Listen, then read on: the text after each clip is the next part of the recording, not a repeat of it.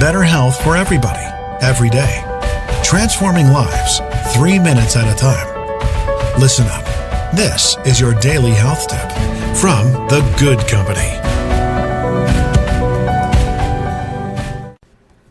Hey guys, welcome back to your daily health tip. This is Melissa from The Good Company.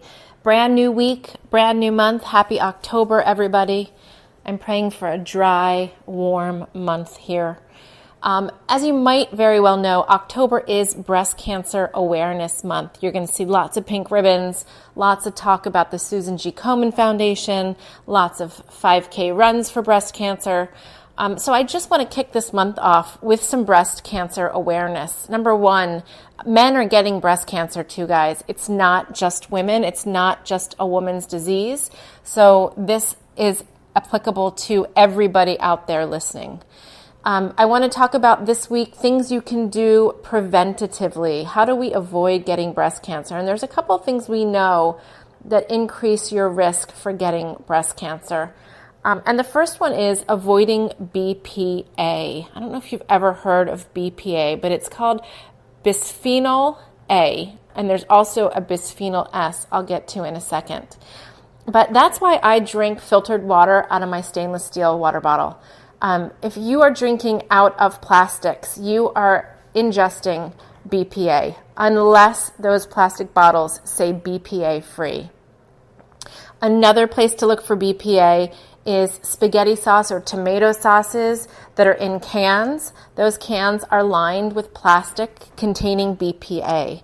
So if you are buying pre-made spaghetti sauces or tomatoes, you want to buy your sauces in jars and your tomatoes in those cardboard sort of softer containers, not in cans.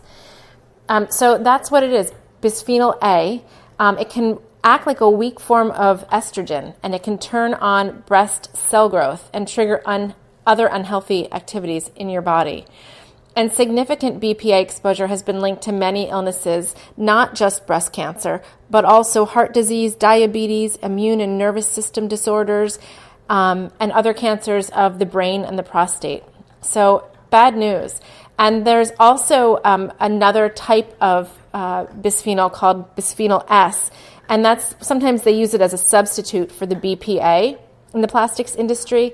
Well, that's not great either, because that shows the potential for increasing the aggressiveness of breast cancer through its behavior as an endocrine disrupting chemical. And that's from a new study at Science Daily. So BPA free, if you're drinking water bottles, guys, don't give plastic water bottles to your kiddos. Those bodies are way too little, and they are going to have acquired so much of this BPA by the time they're grown-ups. Get them a reusable water bottle.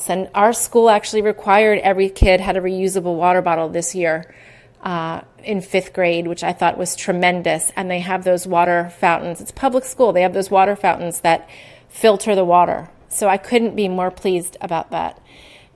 So carry your own water bottle. Make sure it's filtered. We don't want to be drinking tap water. We talked about that. Guys, if you missed my podcast on tap water, I really encourage you to go back and listen. Tap water is not regulated. Bottled water is not regulated. The only way you can be sure you're drinking clean water, free of chemicals, hormones, drugs, etc., is to get a good filter. So, and there's a couple over on our The Good Company website that we recommend. So BPA, we want to avoid it. Avoid plastics. Don't cook in plastics. Don't microwave in plastics. Let's try to get the plastics out of our diets. And again, focusing on avoiding these higher risk activities for breast cancer. So happy October, rabbit, rabbit, and I will see you tomorrow.